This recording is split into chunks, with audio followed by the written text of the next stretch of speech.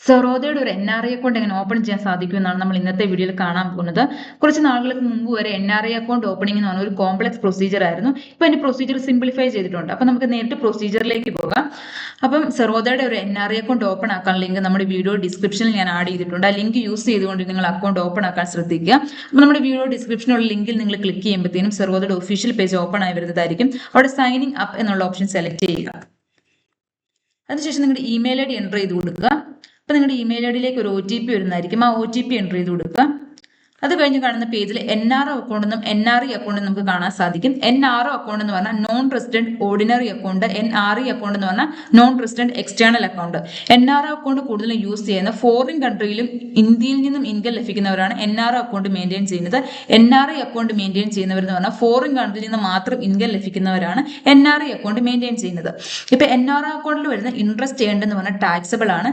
NRE അക്കൗണ്ടിൽ interest earned taxable അല്ല.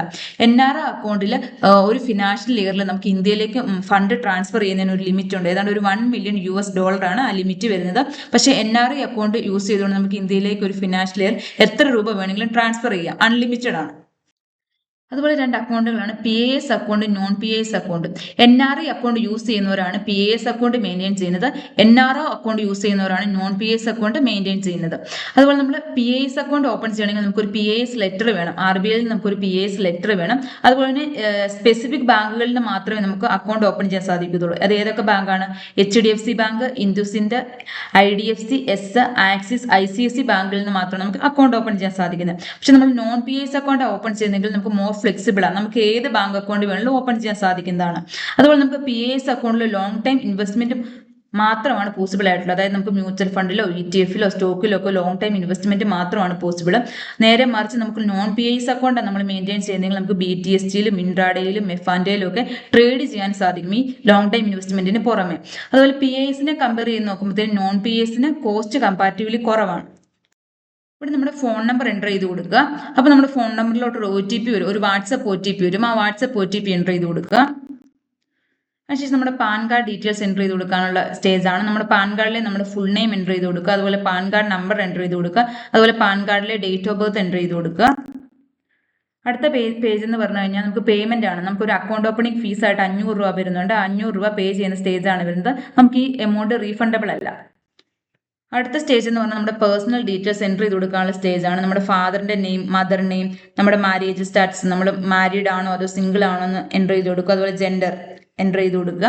അതുപോലെ തന്നെ ട്രേഡിംഗ് എക്സ്പീരിയൻസ്, നമ്മൾ ട്രേഡിംഗിൽ പുതിയ ആളാണോ അതോ എത്ര വർഷത്തെ എക്സ്പീരിയൻസ് ഒക്കെ ഉണ്ടെന്നുള്ള സെലക്ട് ചെയ്ത് കൊടുക്കുക. അതുപോലെ നമ്മുടെ ജോലി സെലക്ട് ചെയ്ത് കൊടുക്കുക.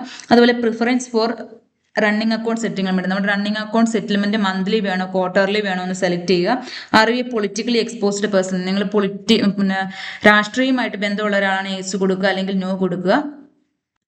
അടുത്ത സ്റ്റേജ് എന്ന് പറഞ്ഞാൽ നമ്മുടെ ബാങ്ക് അക്കൗണ്ട് ഡീറ്റെയിൽ എൻ്റർ ചെയ്ത് കൊടുക്കാനുള്ള സ്റ്റേജ് ആണ്. നിങ്ങൾ NRE അക്കൗണ്ട് ആണോ NRO അക്കൗണ്ട് ആണോ എന്ന് സെലക്ട് ചെയ്ത് കൊടുക്കുക. അതുപോലെ IFSC കോഡ്, അക്കൗണ്ട് നമ്പർ എല്ലാം നമ്മൾ എൻ്റർ ചെയ്ത് കൊടുക്കുക.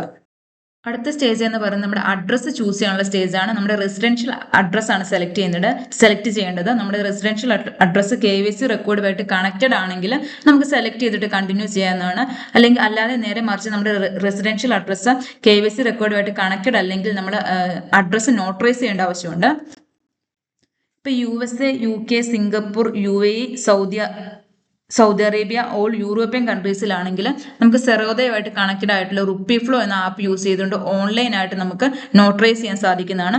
ഈ കൺട്രിയിലല്ലാത്ത വേറെ കൺട്രികളിലാണ് നമ്മൾ താമസിക്കുന്നതെങ്കിൽ നമുക്ക് ഇന്ത്യൻ എംബസി യൂസ് ചെയ്തു, അതുപോലെ authorised official of overseas branch of scheduled commercial bank registered in India, അല്ലെങ്കിൽ പബ്ലിക് നോട്ടറീസ് അല്ലെ കോർട്ട് മജിസ്ട്രേറ്റ് ഒക്കെ യൂസ് ചെയ്തുകൊണ്ട് നമുക്ക് നോട്ടറൈസ് ചെയ്യാൻ സാധിക്കുന്നതാണ്. നെക്സ്റ്റ് പേജ് എന്ന് പറഞ്ഞു കഴിഞ്ഞാൽ ഫാറ്റ്ക ഡിക്ലറേഷൻ ആണ് വരുന്നത്. നമ്മുടെ birth country, nationalities, tax residency, birth place, tax identification number ഒക്കെ എൻ്റർ ചെയ്ത് കൊടുക്കുക.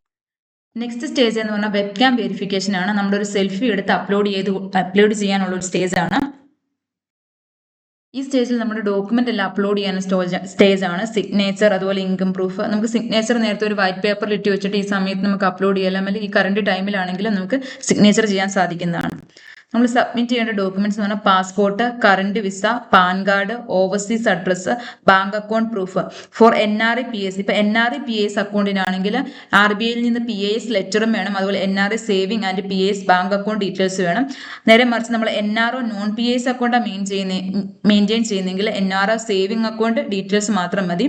അതുപോലെ ഇമിഗ്രന്റ് കോപ്പി എന്ന് പറഞ്ഞാൽ നമ്മളിപ്പം അക്കൗണ്ട് ഓപ്പൺ ചെയ്യുന്ന സമയത്ത് ഇന്ത്യയിലാണെങ്കിൽ നമുക്ക് ഇമിഗ്രേഷന്റെ കോപ്പിയും ആവശ്യമുണ്ട്.